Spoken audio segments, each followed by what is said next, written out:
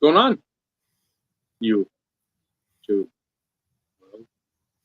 Michael, Steve, Dave. At some point, Vinny. Hopefully, he doesn't pull a hammy or tear a quad or something. Trying to be the next Messi or Mbappe. Haven't heard that name for a while, have you? That may as well say, hey, what do you do?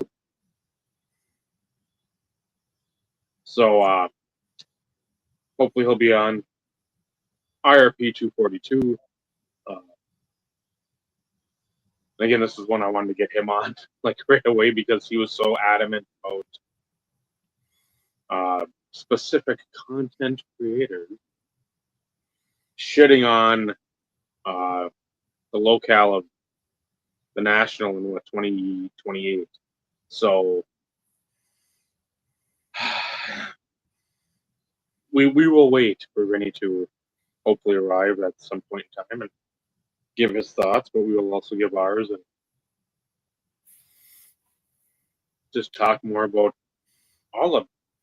I'm not gonna say it's like a bevy of hobby shit going on, but there's enough stuff out there that's, again, not necessarily all corporate stuff.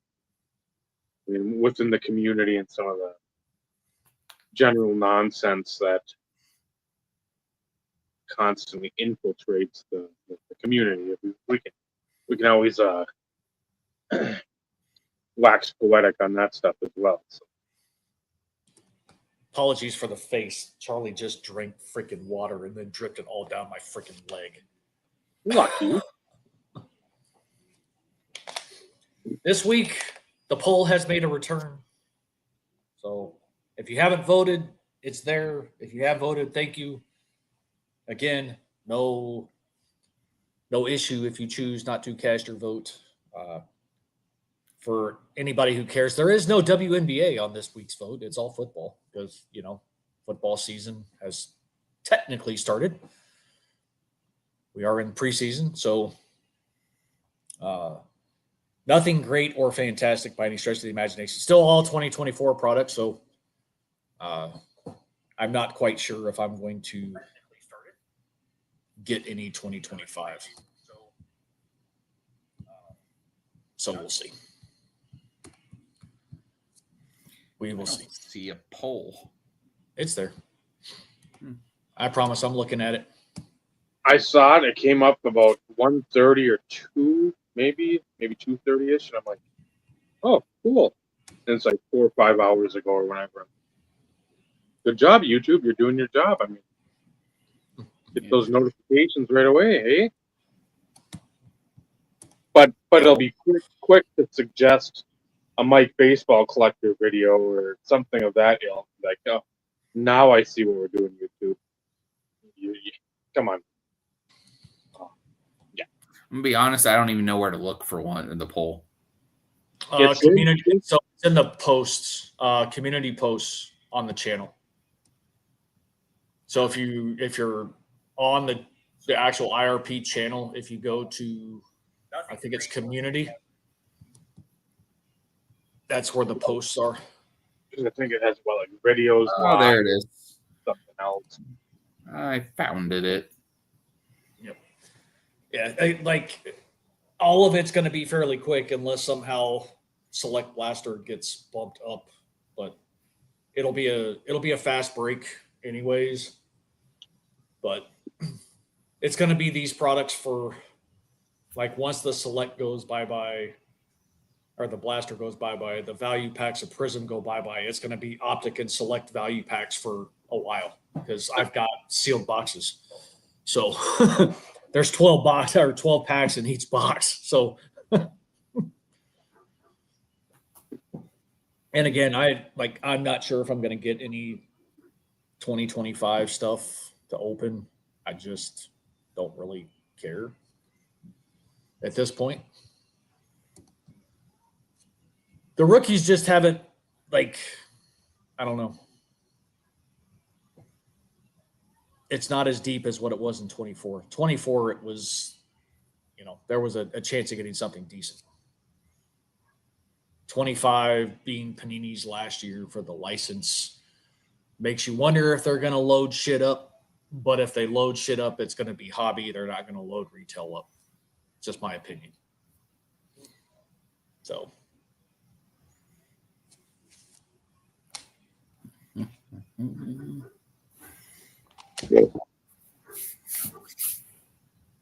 Just remember, Ty, that's a backdoor. Exactly. 250 is already too much for a backdoor copy.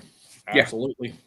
Yep. Because all those are, and like we can speak up for it more in detail from a Fleer perspective. They made those as potential replacements. Yes. Back like damage replacements, so they could actually go back and re-serial number the car. Yeah. Like, so, yeah. 37 out of 39 was damaged.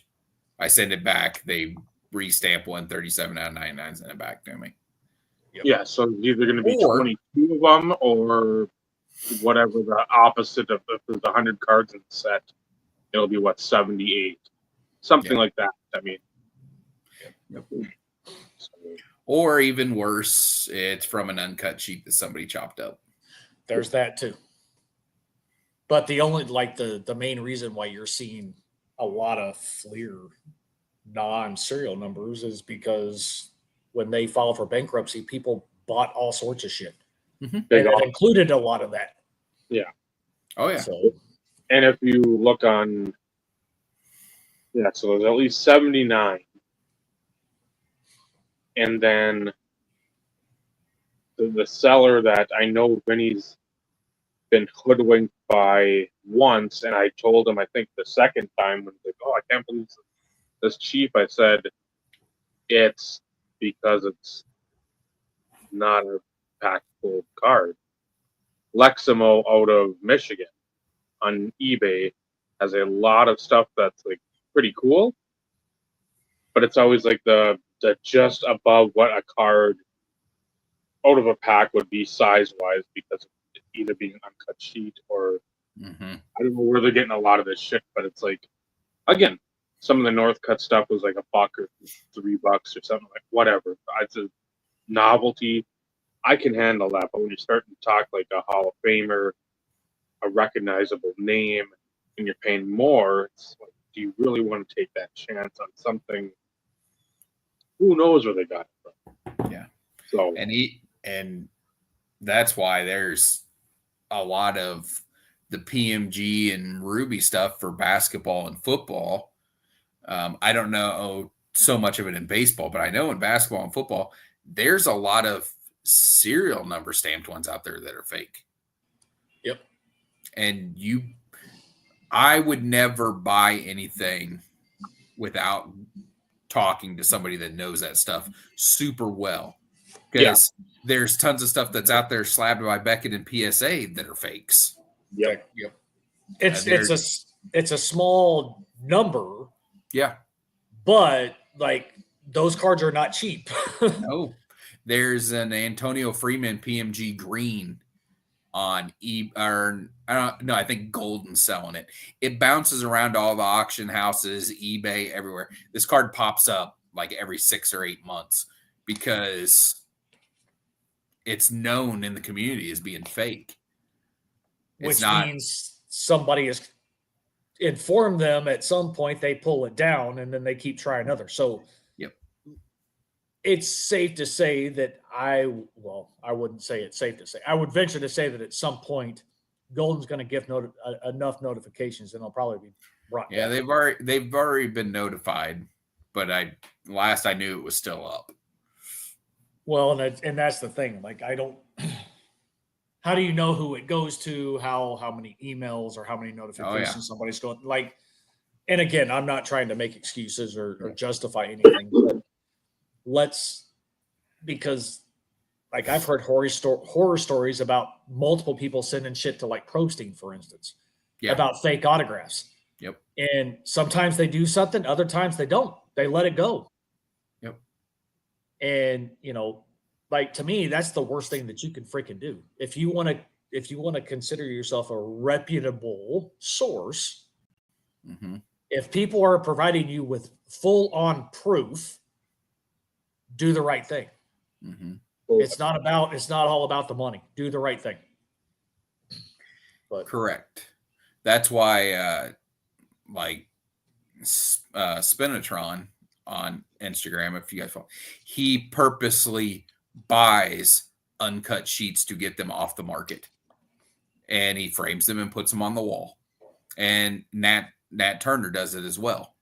Yep. Because they have uncut sheets from Essential Credentials and a few different products, and they specifically bought them to get them off the market to keep somebody from cutting them up. Well, yeah, because people are going to do it because There's too much money. Exactly. Yeah. Non-serial numbered. Well, that could be a multitude of things. Yeah. Joey sent me a picture of a card in Chicago, and it was graded by BGS, and the price tag on it, I was like, holy shit, how is that card there? And then I read the BGS label, and it was graded. It had a number grade and everything, but it designated on there. It was a missing serial number. It was from Fleer Brilliance. It was a 24 karat gold. It's supposed to be out of 24. It says missing serial number. So it had $500 on it. I think it was graded like a 6.5. But I've started seeing more of those lately too, which to me read tonight. Very concerning. Yeah, it's because somebody got an uncut sheet and cut them up. And it's the same thing with the 98 metal Gym Masters, the 101s. Oh, yeah. Somebody got an uncut sheet of that and cut them all up and has been. Oh, damn. Now, but get this. Somebody got a hold of them at National and had them all stamped on the back with a foil stamp that says Fleer bankruptcy on them. So they cannot be pilfered as anything else. Well, so, and they were selling them to people for dirt cheap. Right. Like even the big time studs were like $300. And it's but even then it's just a novelty item to have. But they're upfront about what it is. It says it right on the back, Fleer bankruptcy. Yes, John. It's a thing. Yep. When there's money to be made, you can buy an uncut sheet for $1,000 or probably less, and 2 to 4 of those cards will easily cover that. Yep. They will do it. Yeah. Yep. But that's also the disadvantage of companies that file for bankruptcy, and when they have to liquidate their assets, they're going to do everything they can to recoup some of the funds to where like it's not costing them as much. Yeah, instead of just renting a dumpster and burning it all. Yep. Which is what should have been done. Oh, 100%. So much weird stuff out there. So I just got the EX North Cut from 2000. And I've already got the actual one, but the whatever futures now, whatever which one it is. Yeah, the credential. It's like to get that it's like $8-10, but it's nothing of 25. Or like Brad and his executive group with Marino. Yeah, because that's what the XXX or whatever it is. Yeah. Mm-hmm. Which again, you just don't see those whatsoever. Well, my 98 atomic refractor has no serial number. There's a shit ton of that out there, and that's God. I just saw it the other day. And and I'm being honest, I wasn't paying attention. Oh yeah. So it's one of those of which that's all on me.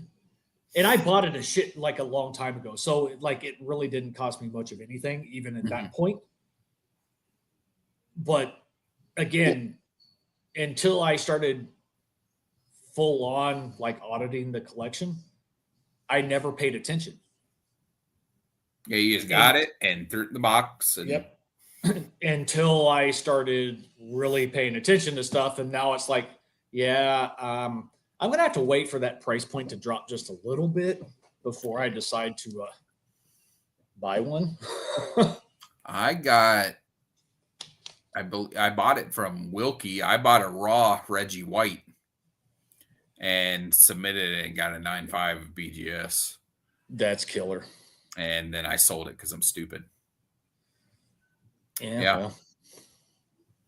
Yep. And that's where they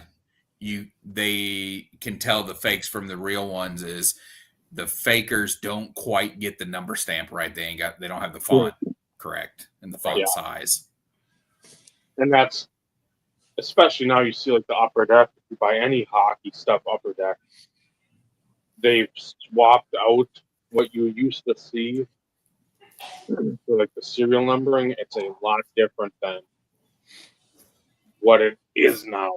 I mean, it was night and day. So, and again, I don't how you go about finding that correct serial number. Yeah, you could, but again, you're going to have to do a lot of trial and error to make sure. But there again, here's the downfall in the hobby. How many of these people, the only reason why they know a lot of this shit is because of a Jeff Wilson, a Nat Turner, a Golden, one of the talking heads, as it were, espousing gibberish about, the PMG, the Essential Credentials, the Star Rubies, and you have no fucking clue about it. So you see Peyton Manning, Star Rubies, and you're just like, oh man, that's to 30 or whatever, the rookie year, to 50 the second year, or whatever, and then you're like, but you don't know necessarily, hey, it's supposed to be serial numbered. So you see that and you're paying. You think you're getting a good deal at 15,000 or whatever, because the last sale was whatever 25 or something, whatever it was, and so you just dropped 15,000 on who the fuck knows what. Yeah, because even if it's graded, you're not guaranteed that somebody that has knowledge of that particular card graded it. It's a backdoor copy, but in what realm is it a backdoor copy?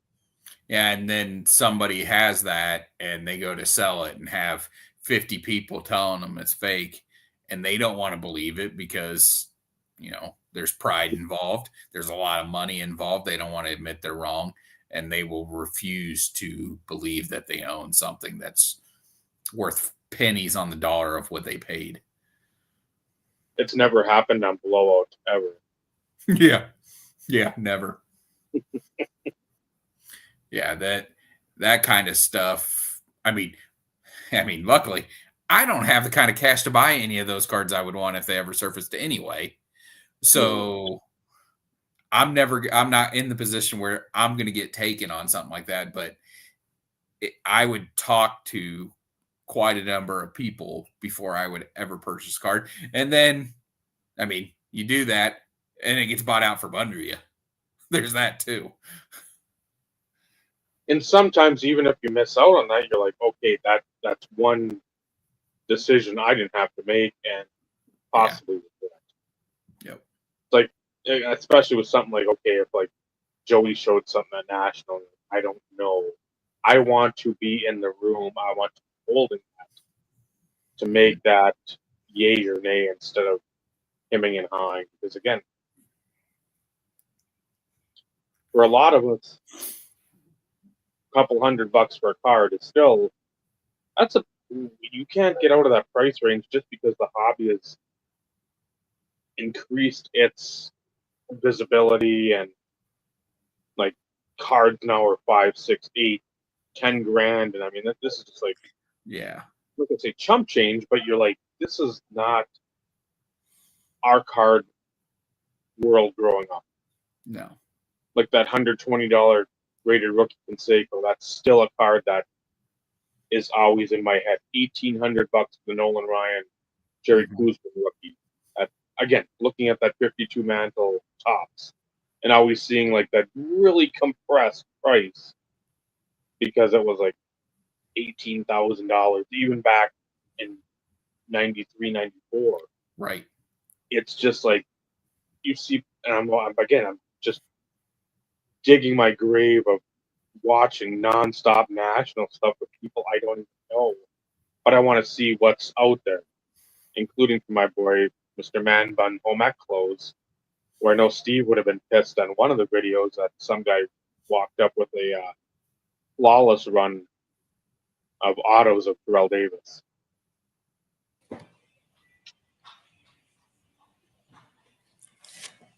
Again, I mean, but that the price point, yes, that's like I'm not going to spend that. You're not.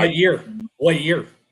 I don't know because he didn't really do a good job of showing because he just said, "Oh man, all the Terrell Davis autos." I'll timestamp it for you, so you just have to watch it there. But that's what I mean. I don't like watching any of these people.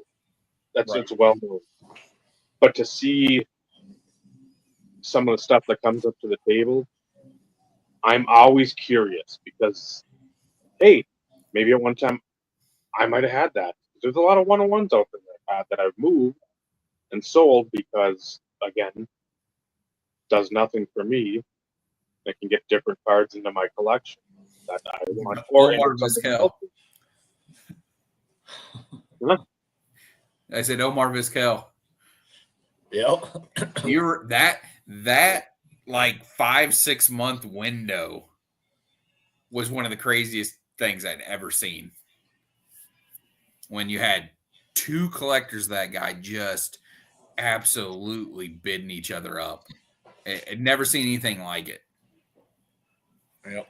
I know you did well with those, and I know you did well with Pascal Siakam. Yeah, the PSA 10. Yeah, those Facebook auction wins. That was literally like a honey hole. Yeah. Oh yeah, that was like you did very well for quite some time with those. Well, and the fact that he sat on most of the Hall of Fame game use stuff. I mean, it's like 4 and 5 fold, if not more on some stuff. Oh yeah, he's sitting on a small gold mine if he could find the right buyer. Mm-hmm. But just saying, he's not looking for a buyer because he's not selling. Well, no, not at the moment. Like he's not after anything of significance, but he knows he has that in his freaking. At some point, warehouse. he's going to be able. At some point, he's going to be able to actually buy Josh Johnson, and could be for a day or a week. But it's again like all these people in the space that have all these mega followers. For those of us who have been around for longer than a minute, knew all this shit. The only difference is we didn't tell everybody about it, because why are you going to tell everybody what you're doing? No. Like, why would you do that? It's not to the extent, but it's not like Houdini, David Blaine. What's the other dude? It's Chris something. Chris Angel. They're not telling you how they do their tricks. These aren't tricks either. Correct. It's just common sense when you're buying stuff. Do you want to have a downtown? Or do you want to have a quad Steelers, Cowboys, Bears, Browns, Colts, any old school team, Vikings?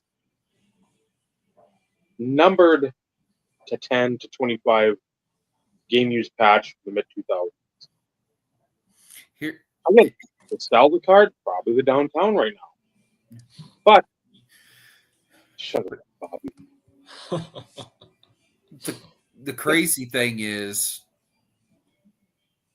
if I owned a Jaden Daniels gold Kaboom PSA 10, I could literally sell that card and buy any Brett Favre card I could ever imagine wanting. And then some. Yeah, I would have money left over. Probably a decent amount of money left. Yeah, and it doesn't. That stuff doesn't compute in my brain because it just doesn't make sense. Well, no, that's the thing. You got the Brett Favre card, which I would consider one of his top two. I would say it's the card. I would say it's top, probably as far as awesomeness. What I like, not taking value into consideration, it's top one. 5. It's really? It's probably top 10 value wise. So I'm sure he's got some sort of other ultimate or whatever exquisite, maybe some sort of logo in possibly there or something of the sort. But I wouldn't trade it for 10 other cards. There aren't 10 other Favres I would rather have than that one. Well, no, that's the thing. It's like froze. To me, that's the creme de la creme. But we also know that I love 06.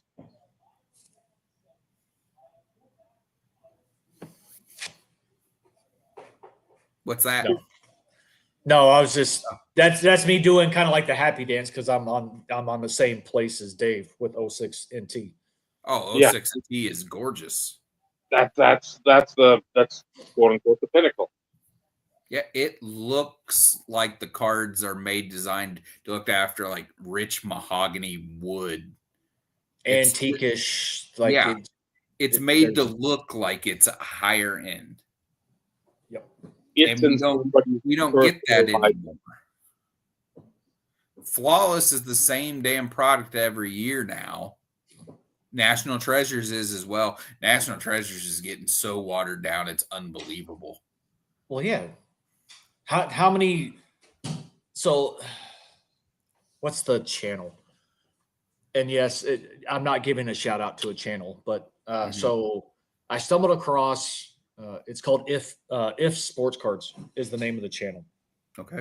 And he does like the top 10 pulls of the week. Mm-hmm. Now, people have to submit it to him, so he's not constantly like watching all the breaks and stuff because like who has time for that, right? But he also does the top 10 retail pulls of the month. So you get the variation between hobby and retail. And the one that was dropped for hobby, I want to say 8 or 9 of the, I think it was 8 of the 10 were all from NT. This year's NT, I should say 2024 NT. Mm-hmm. And the number of fucking 101s. Oh, yeah. It's like, technically there should only be one. You would hope. Unless said player has given you multiple game used jerseys, which we know none of this shit is game used anymore. Right. Like there's 4 or 5 at least that I've seen of each of the players. Mm-hmm. And for those who actually have autographs and Panini products, add a few more. Yeah. So it's like how many 101s of a player do you need? Right. Grant hit another Caleb Williams 101 out of NT in a break. Jesus. That's after hitting the 101 True Prism Finite this year. I know he hit a gold Prism or a gold vinyl. It was a gold vinyl. I'm not sure what. There was another big hit in there along the way, and yeah, he joined another NT break or joined an NT break and hit the one. I'll show you. It is. It might have made that. It might have made that guy's top 10 list. It's treasured rookies, and it's just man, that does not want to grab. Give it a second. It may, because the joys of the white background. Yeah. Oh, come on. Yeah, Come it's on. not. It's not gonna. Maybe if there it goes. See, There it is. It's platinum Okay. foil. It's actually a nice looking card because the other one on there that he hit next to it is the RPA without the A. Jesus. Because that's all like that card's going to sell for a stupid amount of money without an autograph, and it's just a giant fake patch out of 99. Well, so the big pull in that top 10, and don't quote me on this. It was a Jaden, if I'm not mistaken. Mm-hmm. No, it was not. The top one was not Jaden. It wasn't even out of freaking NT. Was it JJ McCarthy? No. I don't. Shit. Now because I watched it today and now I'm drawing a blank because like I'm getting like 1 and 2 mixed up. But bottom line is like all the big name guys except for Penix and JJ don't have autographs. So like their big drive and their big push in this year's NT is all the NFL logo shields. Yeah. And like JJ 101 auto, like $25,000 estimated value. Like Caleb Williams, there was a 101 NFL logo shield non-auto, of course, like 26. Like it's just stupid amounts of money. And again, like the manufacturers know this. So they're getting the money up front with the increase in sales price of all this stuff, knowing that because, they may not have the autograph exclusive for these guys, they know that some of these bigger cards are going to fetch significant amounts of money. So why not produce more? So then they can reap the benefits of selling more. Yeah, because there's no chance of it being a dead product when the 101 logo shield hits because we have 19 of each guy in it. Exactly. Exactly. Yeah. So people are still going to buy it. Yep. So it makes no sense whatsoever to me, but I saw Favre has an autograph in the notable nickname set again. Once again, no inscription. It's numbered out of 99 or 49. Oh. And they don't even put his nickname on there. It doesn't say Gunslinger anywhere on the front of the card. It just says notable nicknames. It's and again, those should be the 20 or less, 15 or less. And they should be inscribed. Yeah. It should be something that they make the players do. We're not going to accept it without the nickname inscription. That's the whole point of the set. That could be piss poor instructions, though, too. Well, or the players who are signing them just don't care. Yeah, they don't care, or they're like, they're not paying me extra to write that. Yep. No, NT is all sticker pretty much nowadays. Yeah, well, there is a lot of sticker. That is the nicknames, at least for Favre, he signs on card. What else? Well, I know last year in the 23, they did the NFL Greatest set again, but they changed the design and made them out of 49 and 99. And those cards were all numbered out of 50. And that was just the way it was. They were all numbered out of 50. They had the same design year in different years of the product. And because I think it was 2012 and then again in 2020, maybe something like that. I think is when they brought it back. And now they've once again brought it back here in 2024 product, and it's back to the old design. But I think they're still numbered higher than They should be. Well, yeah, it gives them the opportunity to print more. Yeah. Higher the print runs, the more they can print. Correct. And that isn't gonna change, folks. No. There's no going back. No, absolutely not. This is going to be the norm. And let's face it. If anybody thinks that there's not the potential that it's only going to get worse, I think you're going to be sadly mistaken. Correct.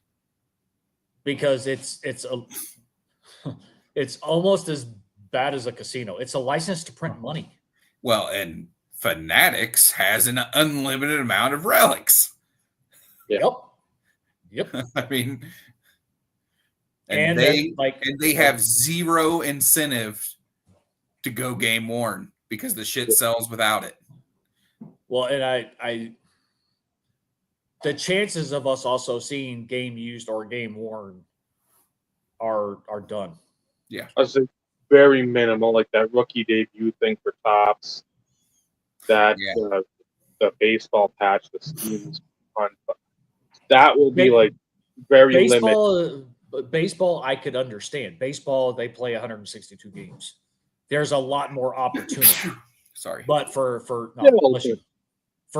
basketball, basketball, I could even see the possibility of some. But football, you can forget it. Yeah, and even if almost forget it. A lot of them said, "Hey, we'll take fucking at least the preseason game if these guys get in." I'd rather have that than somebody going to JCPenney and plucking a jersey off, or hey, there's a bunch of shit at Savers that somebody brought in. Let's get it all in. Make some cards.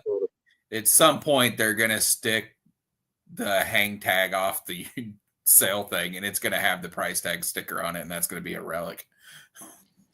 Well, I wouldn't put it past them, Michael. We're gonna see the price tag of $199 for this Nike Elite jersey or whatever it is. Or they're gonna put hanger pieces for what the jersey hung on in the store. Yeah. They're gonna have hanger relics. I mean, they'll put anything in a card if it'll sell. If they think they can get some money off of it, they'll do it.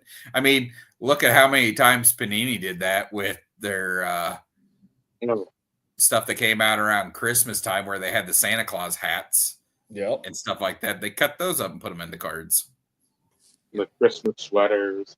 Yeah, I'm almost positive I've got a HaHa Clinton Dix one in a box somewhere that somebody had given me. Probably me. I don't know. I have for some reason, I think it came from Big Fish. But I could be wrong. I really don't know. At this point, I think I couldn't even tell you when HaHa was drafted. Is it 14? Sure. Yeah, we'll go with that. Yeah, we'll go with that. I'm pretty sure it was 14.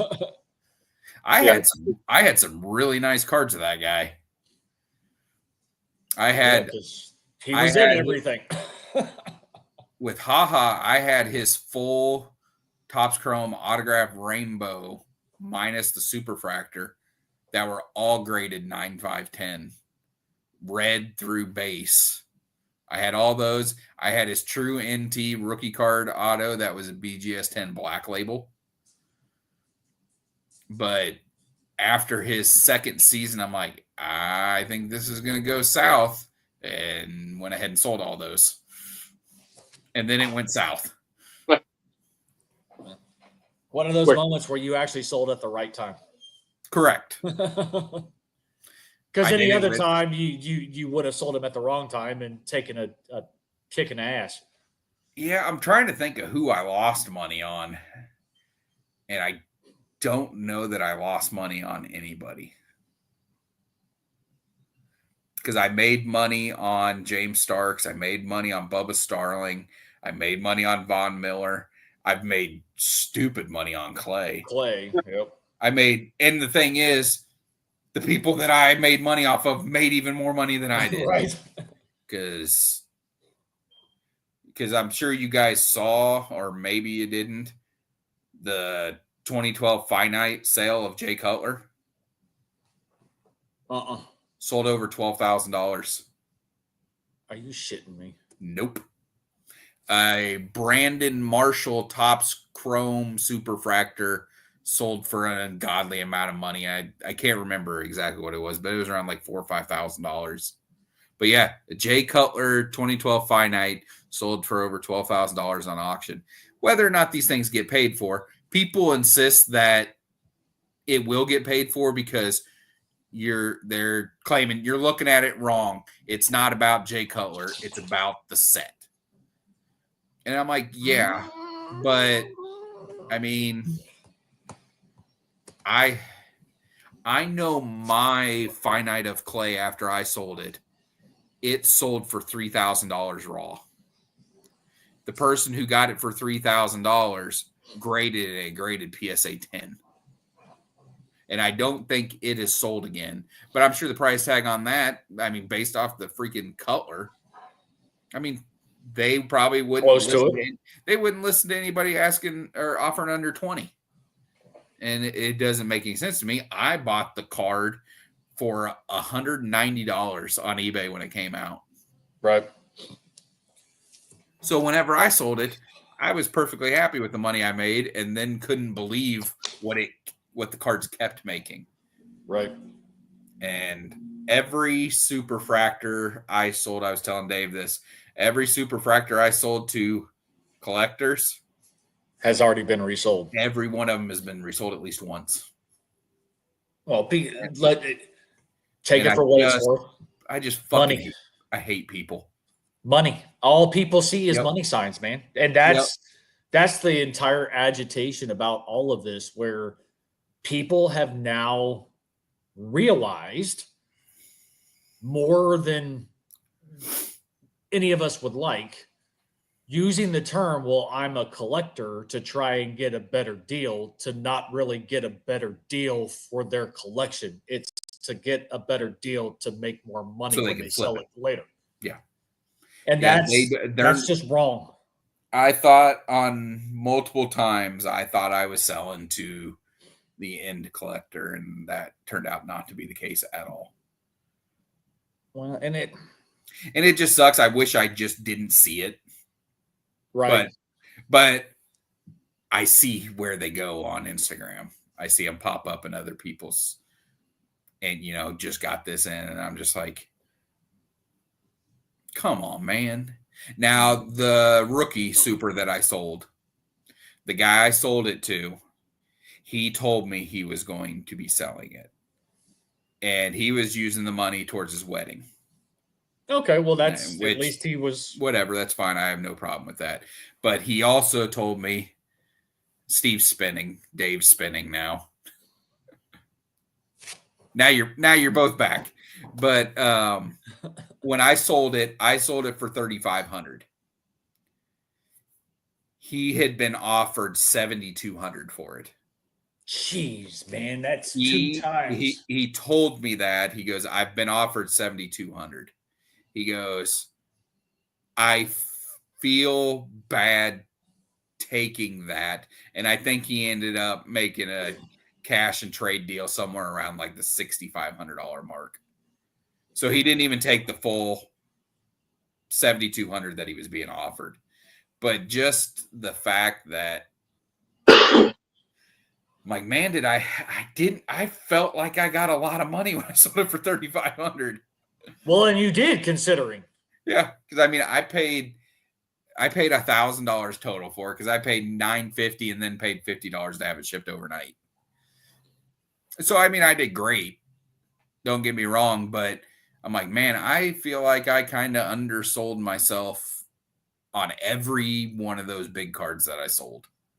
But again, you were doing it to what you felt was the end collector. So that does say something, because any seller, and like I dare anybody in here to freaking tell me otherwise. 90+% of any seller is going to be more apt to drop a price to somebody claiming they're a collector. Yeah. And like for me, back when I was hot and heavy and going after fucking almost everything under the sun, TD, 2010, 11, 12, 13, 14. Like I was just like stupid.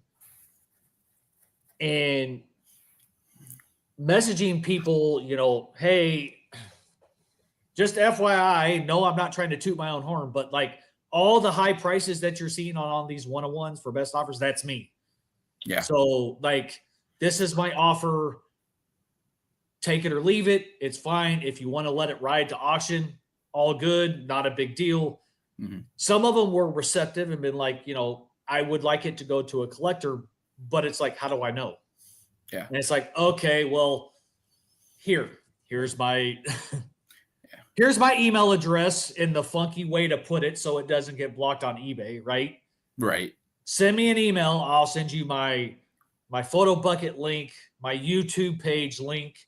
I'll even send you pictures of cards timestamped today that I've had for 10 years. Right. To prove my point. Mm-hmm. And not that I should have to, but again, there's so many people out there using that to their advantage, which as a seller, I'd be a lot more leery in trying to say, oh, you're a collector, huh? Well, Are you really? Yeah. Yeah. I did so when I was building my clay collection, it got to the point where I didn't even have to search all that hard for a lot of stuff. People came to me. Well, yeah, because they knew you as the clay guy. Exactly. And that made it really easy for me to get a lot of one-on-ones when products immediately came out. They get busted by breakers and then they find their way to me. And I didn't have to compete with people on eBay or anything like that, which I'm sure saved me a ton of money. But I forgot where I was going with that. I got lost. But I mean, people knew that I was going to be the one paying the most, almost 99% of the time. The likelihood nobody was going to pay more than I would. So they would come to me and I would give them a price and they would typically sell it to me for that. Right. Yeah, I didn't have that luxury. other than Chris Justice at the Hobby Box, anytime a low number TD was pulled, like he would mention, hey, if you're looking to move this, this is the guy that you should reach out to. Not that you need to feel obligated, but in the event that you choose to move it, this is the guy you want to reach out to. Mm-hmm. And usually I would make a comment, and both times that he pulled a one-on-one, like it eventually made it to me. That's great. The one guy actually sent it to me out of the kindness of his heart, which still to this day blows my fucking mind. Now I hit him freaking hard as hell back too. Mm-hmm. And he probably made it out better in the long run with the shit that I sent him. Right. Compared to like, it was just a one-on-one. There was no patch. It was just a one-on-one auto. That's all it was. Not saying that it's not still worth something, but at the time it was the new product, 2011 gold standard. Right. And I would have paid probably $2.25 for it all day long, which is roughly what almost every one-on-one was going for at around that time, because that's what I was offering. Most people took it. I had a few were like, no, I think that's a little cheap. And it's like, dude, I just bought the year prior one-on-one from the same product for the same price. What makes you think 1 year later is going to be more expensive? Right. They probably produced more this year, which means it technically should be less. Yeah, but my spot and the break cost more this year than it did last year. And that's what I would run into. I would either run into people who were very willing to work out a deal, or I would run into the people who are trying to recoup their entire break spot. Yeah. And when they were spending, an obscene amount of money to like hit Jordan Love rookies or something like that. So the Green Bay spot costs a lot of money, that type of thing. Yep. And or they bought multiple teams in the break, one of the big teams, but they also bought the Packers, and they're like, well, I didn't hit the big guy I was hoping to on this spot, so let me try to pull all the money out of the Packer spot. Yep. But I remember Ben Quigley, when he was breaking stuff, he pulled a 1-on-1 of Clay and immediately told the guy he hit it for to message me. And the guy did, and we worked out a deal real quick and easy. And that was for the XR, the black XR auto. And I still have that one. I didn't move that one. I probably won't because I just like it. Right. But I think I am going to box up a lot of stuff that I thought I was going to keep, but I'm kind of deciding not to. I think I'm going to box it all up and ship it to Cants, ship it to MC Sports, consign it, let them do all the work. Nothing wrong with that. Nope. That way I don't have to package up tons of stuff and deal with all the bullshit. Yep, deal with all the people. Yep. No, that's why these consigners are popping out of the middle of the woodwork though too. Yeah. And I know Grant is about ready to send off a bunch of stuff, including those 2 Caleb Williams. He's sending them off to MC. He used to go through somebody else, but it became a hassle, and he just didn't like the way he goes. I'm going to try going with MC Sports just to see how it goes. And he went with them one time, and he goes, the amount of no bullshit, he goes, it is run so well, so professional, and you get paid so quick. He goes, I haven't had my highest sales with them. He goes, but the difference in money makes up for all the headache of everything else. He goes, that's who he's going to send everything to from now on, because it's a very well-oiled machine there. Well, and like I can't speak from experience, but like DC, what is it? DC Sports 87? DC Sports 97. They look like they've got that shit fucking down packed though too. Mm-hmm. It is crazy some of the shit that they show on Instagram. Oh yeah, there was a lot of clays that I bought that came from them. Somebody was consigning clay with them, and I didn't know them because I'm like, these are cards that I want, and I hadn't seen them in somebody else's collection. So I was like, okay, well, there's another guy out there who is collecting clay and has some nice ones, and I ended up buying them. Yeah, and they've come across they've had a few TDs and stuff along those lines, and again, because I'm not in the market to acquire anything really for the collection, so to speak. Mm-hmm. I'm too hyper focused on Christmas this year. So, and then there's this gentleman, not the one that Dave mentioned earlier, but there's this guy who's joined us. Hello. How we doing? I'm retiring from YouTube again. After one video? Yeah, I'm done. This community, I just didn't get the likes and subscribers I wanted, views and comments from that video. So I'm out of here. Are there people that talk like that? I don't know. Seems to be an impression. It seems to be an impression I've gotten from some folks in other chats. Yeah. I'm sure that video probably got the most views and the most comments of any of your previous videos. Yeah. And here's the thing. From here on out, like it's not like I'm setting that as the bar. You know what I mean? I have realistic expectations that it'll be probably more like 50 views and 12 or 13 comments or something. You know what I mean? Like normal videos for me. That's kind of how it goes. Unless I've got something scandalous to talk about, like my magnet collection.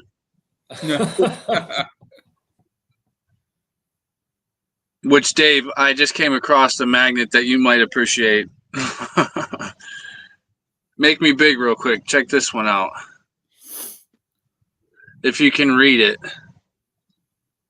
It says, well, you can't. It says, he who indulges, bulges. Yeah, that would be. That is phenomenal. Yeah, That's so. basically me to a T. Hey, I've indulged since, well, I think I'm on like a pretty consistent daily streak of indulging, so it's all good. The height helps me stretch it out a little bit more, though. Yeah. Whatever you need to tell yourself, Bob. Well, that's what I'm telling myself.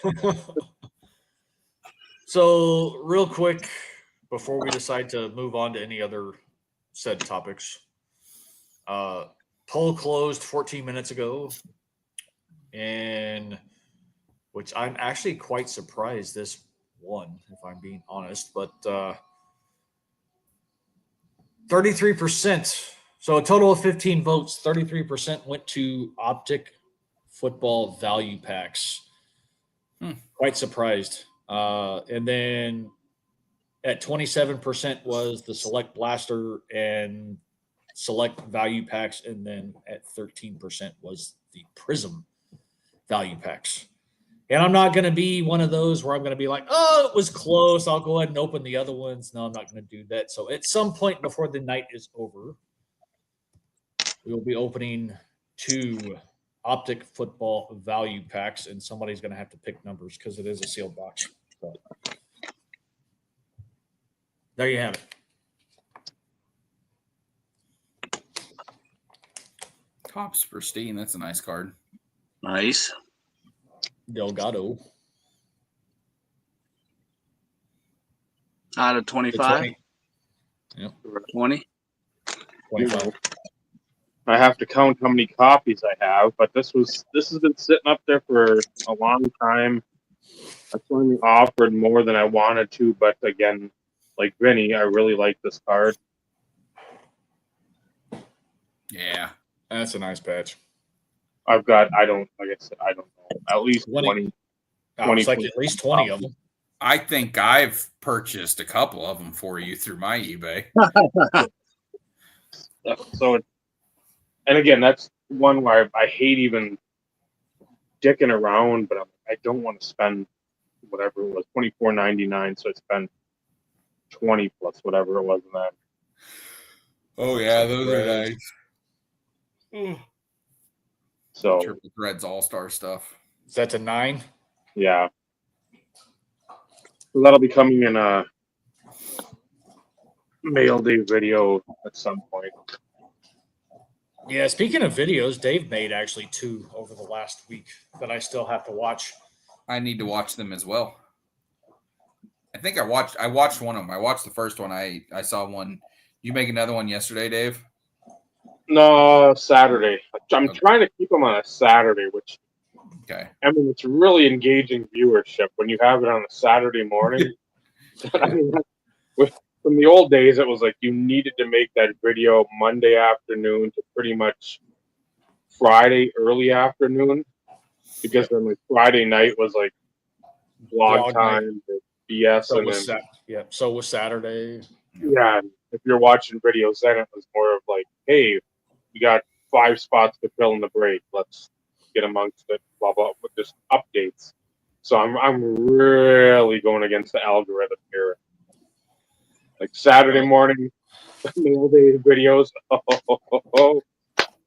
Well, considering you're not really going after the views, it doesn't really matter, though, Dave.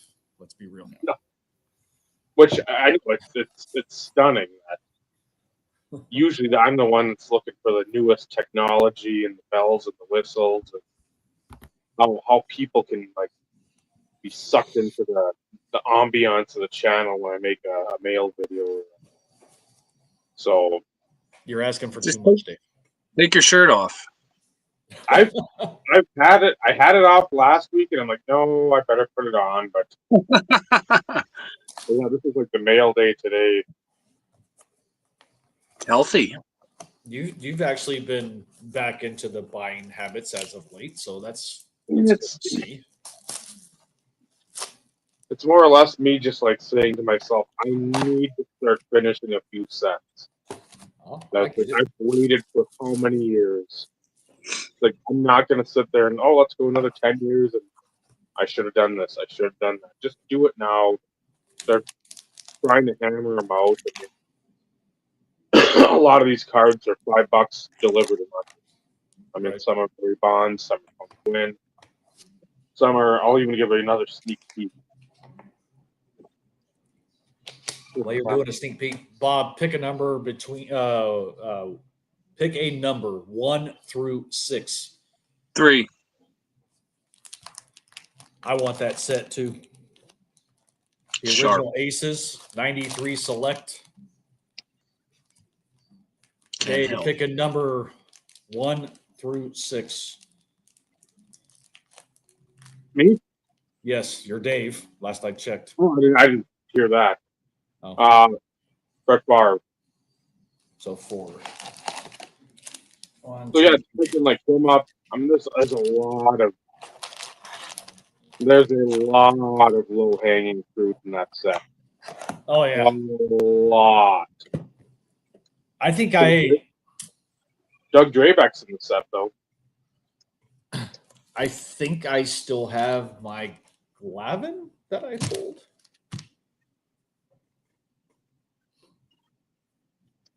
I think. Very nice. So again, it's a nice design.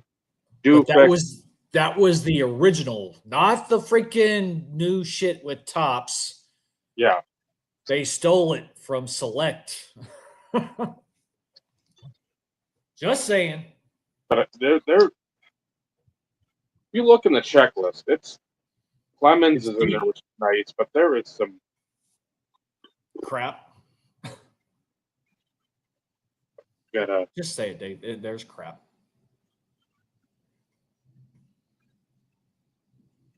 I don't know. I don't remember that one.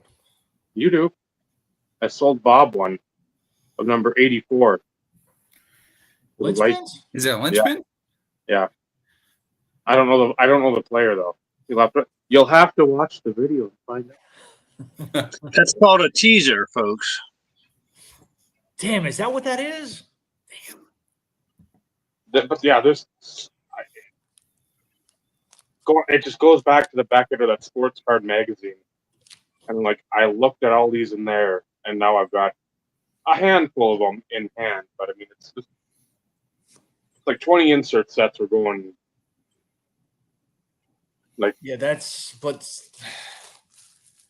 kind of my issue because I started putting certain insert sets in the binders across multiple sports. Basketball, football, baseball.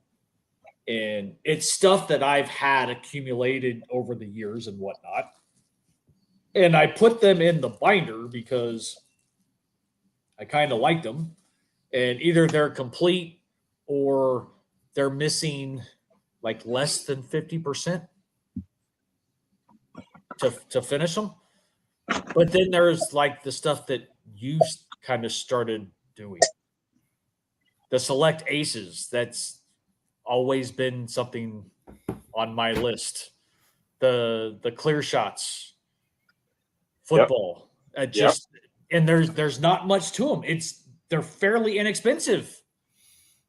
well, that's the thing. You start looking, you're like, oh, the Pro Bowls, the various Pro Bowl sets. So it's that's just time set. It's just that's just to name a few, but it's like I already have all these. I still have, 02 Topps Chrome to finish with my like 10 or whatever left to do, or 15 I think I need to finish that set.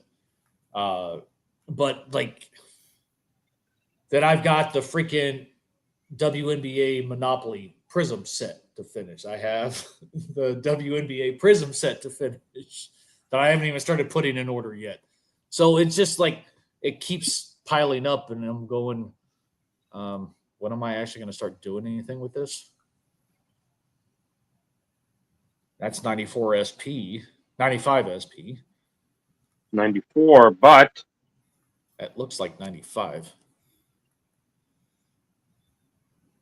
the regions Oh, I don't remember that one.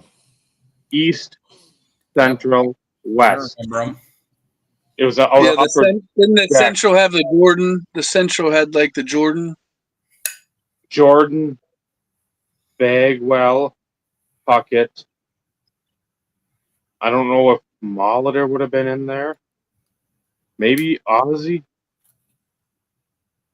Maybe. I don't. But yeah, it was, again, just stuff Frank like that. Thomas. But I wasn't Ah, a baseball guy either, though, really. So I'm going to put that together. Again, it's just stuff where I you've don't know, shown that one before. I got another one that I got too. So lucky Well, me. I vaguely remember you showing I that. got one too. I mean, that rookie surge, because I think the first one I ever got of that was Steve Traxel at a show for like $5. Because I'm like, that's one of the coolest cards I've ever seen. I've already put together the, what was it? Let me check my list. Dave and his lists, But again, page it's like 622. so. I mean, that's just some 92 insert sets there. Here's all 93 stuff.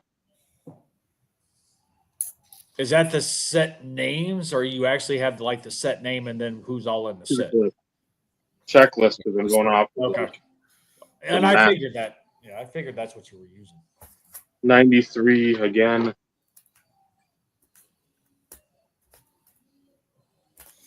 But yeah, the rookie sensations. Oh, Leaf Gold Rookies 91. That was the other one. So those two I've already finished because I bought them complete. So Were you a Flair Wave of the Future guy though? I'd like to get that 94 Piazza at some point. See, I'm more like I feel like I'm more like I want to get a card or two from a set. Like I don't have the nudge to complete the set, even if there is plenty of low hanging fruit, which was my nickname in college. But I just don't like I want a little bit of, I don't know, like what just happened with that. I had the Kerry Wood Diamond Soul card, and then I like that set, so then I'll go and see who's in it. So maybe I can get a representation of that set, you know?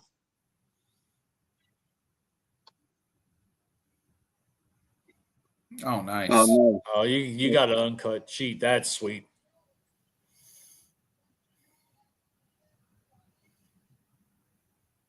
That's cool. Is the gold just sort of like a matte? it's not even They're very plain. no foil at all. But I mean, it's a very It's just a limited amount. nostalgia. Yeah. But again, to get it with the header, Yeah. Pretty cool. Well, and That's it's a also lot. the nostalgia of that set, though, Oh. too, because like everybody were all about the Flair rookie sensations. and especially the first two on the. Yep. Yeah. Yeah. I mean, I pulled Woolers, and I think Steve Chitrin there. But I mean, yeah, Thomas, Van Poppel, Bagwell, Guzman, Pudge were your guys, and if you got them, you were sitting Golden. pretty. But yeah, just stuff like that. I know there's probably a trillion still out there, but to find that for like $10 ship every day, because that's stuff that I don't think collectors ever really value that unless you were actually, I hate to use like a war analogy, but if you were in the trenches at that time collecting, seeing it like a show, if there was a show around. You see at your LCS. I don't know how many, I've said it a million times, how many jumbo packs you'd see through the fan, like the Bowman. If you didn't see a color, you're just like, basically, I'll check, and just stack them until I got the rookie sensation. And then they left them. So we took all 92 clear, and I remember a bunch of Rico Rossi prospect cards for the Braves. And like, yes, this guy, I've seen him on TBS. He's going to be good. No. So, Michael, you had some. Oh, I was gonna say I had a promotional thing. It was an uncut sheet, and it was like a display. I think that my mom had gotten through like one of the vendors at the grocery store or something like that. But it was not. I'm pretty sure it was 95 Topps Finest football, and it was this framed uncut sheet thing, and it was like the bright blue teal color. Was that 95? No, Yeah. not 94 was their first year, but they didn't have like the peels. 90, No. they both were like I feel like 94 was more of a blue, bright royal blue border with some like rainbow stuff behind it, but 95 was that like teal color. Yeah, it was the teal. It was I can't remember who all was on it. I want to say I really don't remember who was on it because I think they were like maybe Pro Bowlers or something. Kerry Collins and I think Seo are, because somebody on eBay actually had that recently. Okay. And another thing I looked at. I'm like, that fits the collection again. Buying the piss out of football. Then Curtis. Yeah, I had one of those when I was a kid. Now it's long gone. It was lost in the move, I'm sure. They're hard to store. I mean, let's be honest. Those full size uncut sheets. Well, this one only had like 5 or 6 on it. Oh, okay. And it was in its own like plastic black frame. I mean, it was a promotional item of some sort. Is that the Dave? Alexander Dake? Yeah, it's is it That's pretty awesome. And again, something I was like, I think like $10 ship. I'm like, the folder, the press release, the actual like the photo or whatever from him, and then there's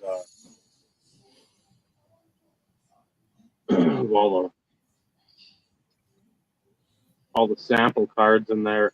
I mean, you've got Steve Larmer, Potvin, Pierre Turgeon, Barrasso, Amante, Sundin, Lindros, Mike Gartner, and then Brian Bellows.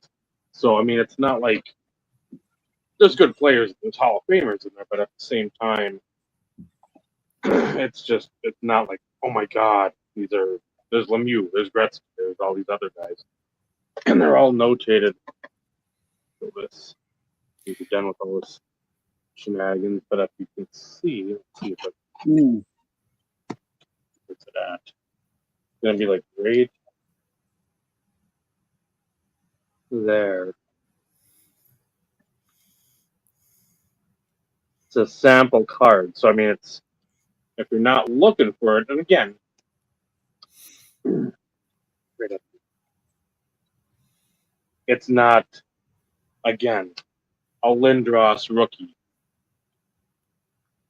which again 2-3 years earlier they probably printed off 50 million of these, like those promo cards, because again, hey, Lindros future star, and then people buy into that because again it's had that cool prismy foil on the outside, #1 draft pick, blah blah blah.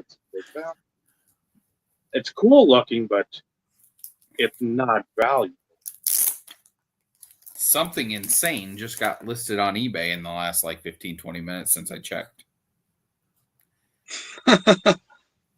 The 101 of this got listed. Auction or bin? No. 50K or best offer. It's a reasonable seller, is what you're saying. Yeah. Somebody that has Yeah. I'll go ahead and just keep my jersey numbered 4 out of 10 that I paid significantly less than that for.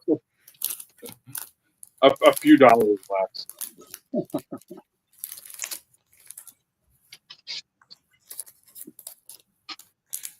I'm into this one, 1,400 total between cash and trade. I still think you got a better. You got the better card out of that deal. Oh, 100%. Another one of those that I traded sold for, I think, 1,075 on bids. Okay. Yeah. And I gave that card and $400 for that. And I know I paid 1,000 for the one I got at the time. And that 5-star to me is more in the $2,000 to $2,500 range. Yeah. Yeah, I'm so shocked with the response and the back and forth, like that guy reaching out. I really like that. Yeah. I like yours more. I'm like, huh? How? How do you like mine more? When he said that, I was like, this is an opportunity for me to get a card I've wanted for over 10 years. Optometrist lately because your vision is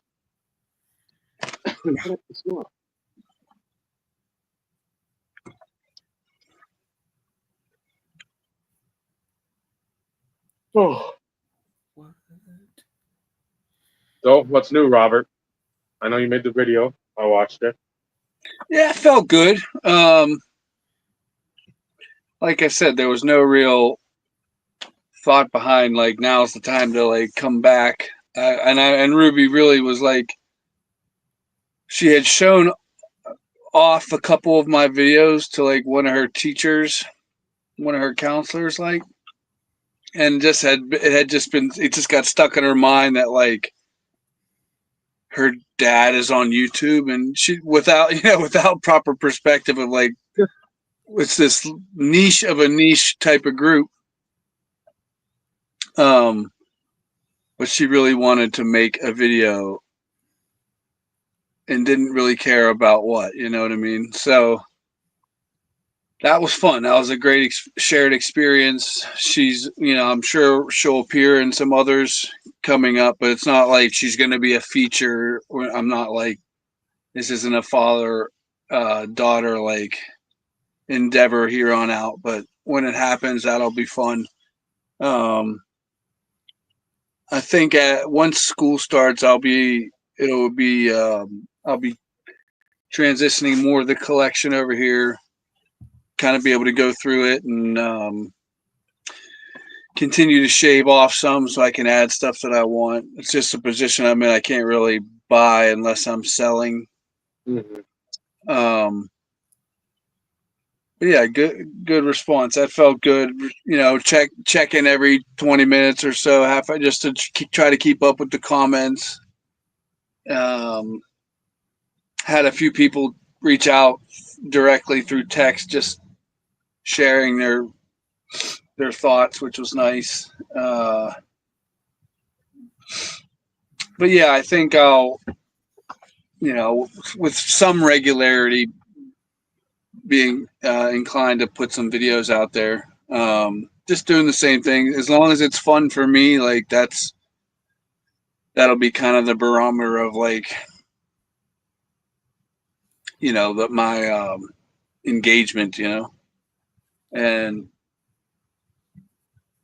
I haven't reached out to Mark, but that would be fun to kind of do something, connect with him a little bit, and at some point in the future. We said we would, but we're both interested. It's just a matter of like making it happen, doing some of that old shenanigans that we used to do. But yeah, man, it's all good.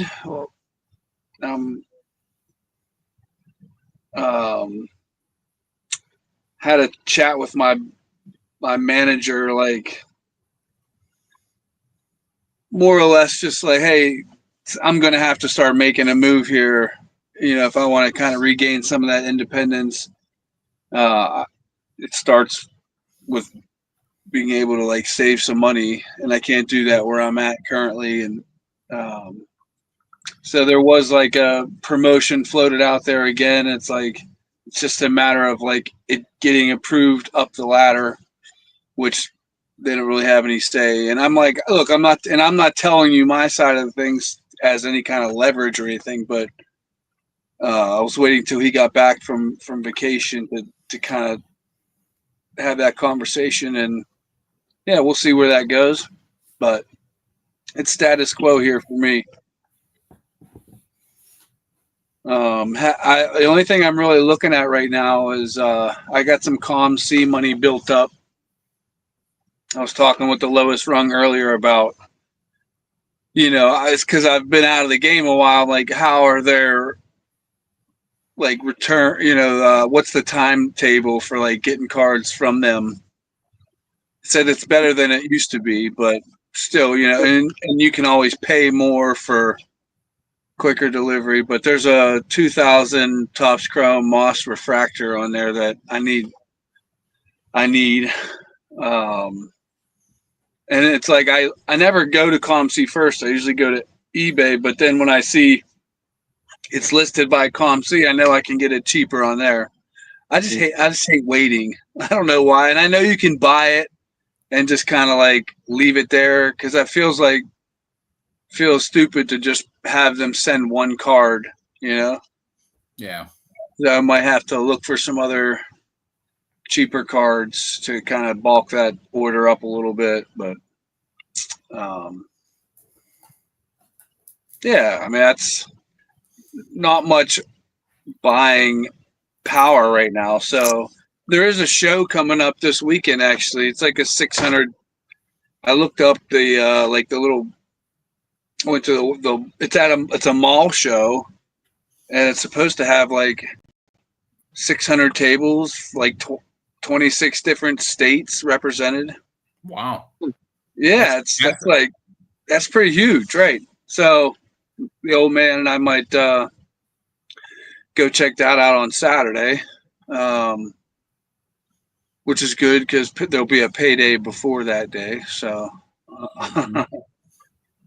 It's always nice. Yeah, and the dude, he says, he's been telling me for months and months he has set some money aside for like, he wants some kind of a nice Skeens card because we really don't have that, that Skeens card to get and hold on to.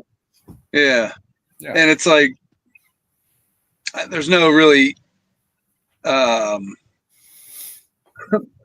you're going to pay for it no matter when it is, you know what I mean? The hype doesn't seem to be really dying down for him. No. So. And it shouldn't. And right. I mean, he might buck the trend of not winning a Cy Young because of a losing record. Because his numbers are that good. Yeah. Yeah, I mean, 2 years in the league, started his first 2 years in the league as the all-star pitcher. I know, and, it's still early, but the guy just from local sporting news, just seems like he does everything right, says everything right. There's been some scuttle of like Pirates, even nothing official, but rumors of talks of contract offers of like 7 years, $350 million that was floated out there. But with I also heard that like Skeens wants some kind of guarantees that ownership will invest in the team. Yeah, he can't do it all. Right. So if we're going to do this, if I'm going to be a part of this sort of, new direction, then like we got to add some pieces. But to say that in a way that isn't damning to your current team, you know what I mean? He navigates all those waters pretty well. He never comes out of an interview. He's very much like he's thoughtful in his responses, not that or he's measured, I should say. You know, like I don't know if It's that's that He's military very background. conscious of what he's saying. Yeah, yeah. He's very aware of his presence in the city and on this team, and that the words that he says carries weight. So it'll be interesting to see. Are you guys that are more plugged in? Is there really talks of a lockout in 26? Like, are those for real? Sure. Labor dispute stuff? Absolutely. There's always a chance of it. That would suck for a lot of reasons. Especially with the distrust there has been Yeah. for quite a while. And it's looking ugly on the football side too. They just had a huge upheaval with all the Players Association over there. Because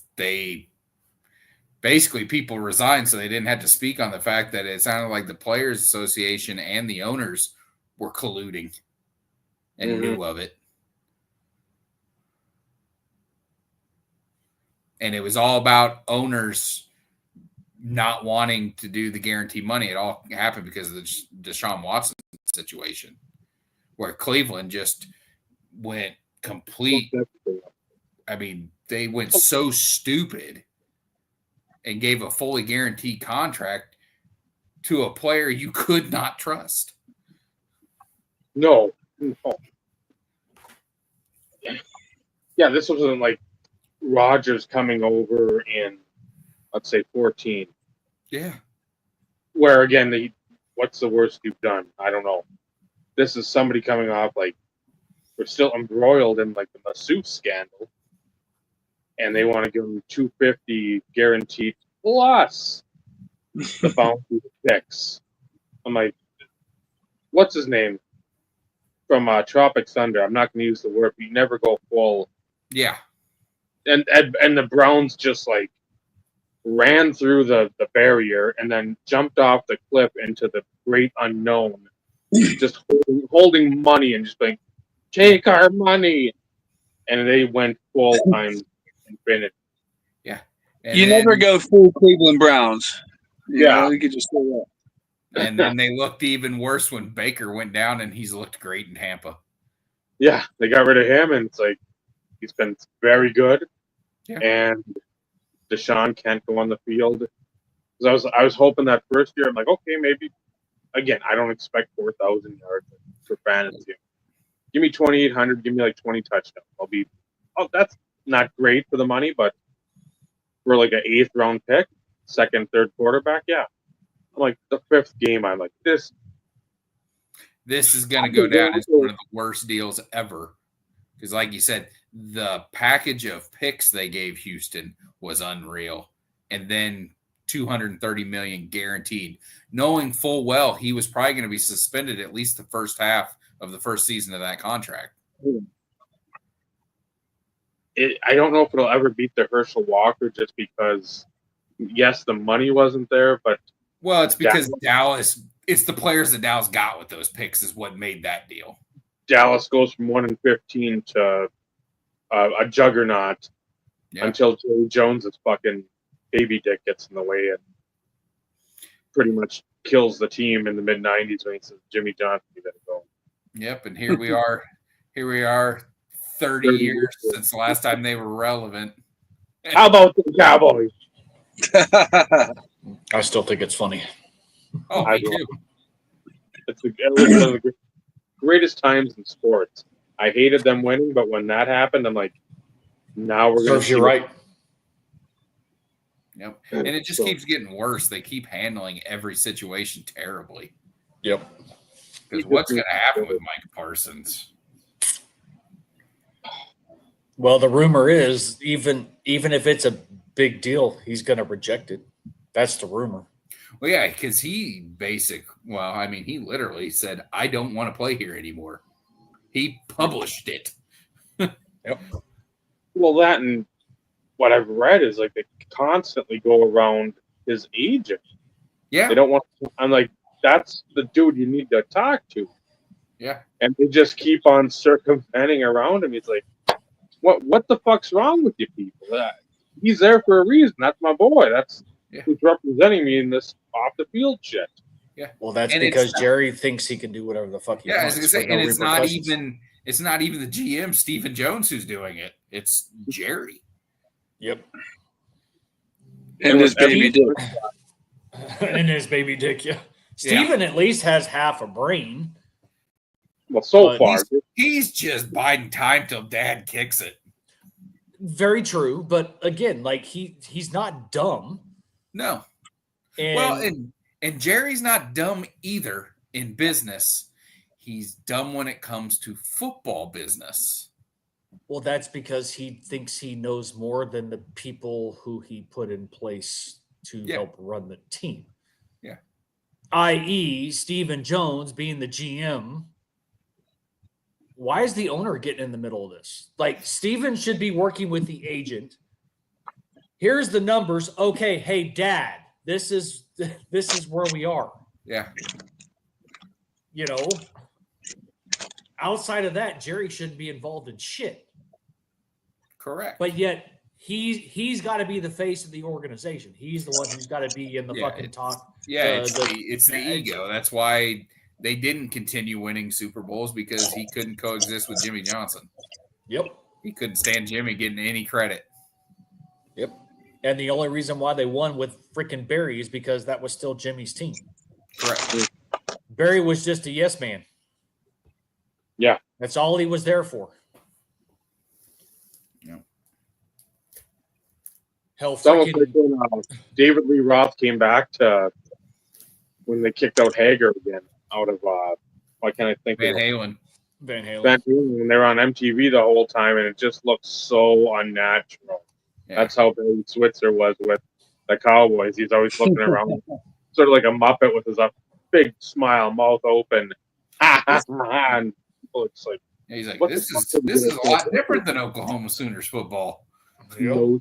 Yeah, Yeah. It's Yeah. bad. I mean yeah.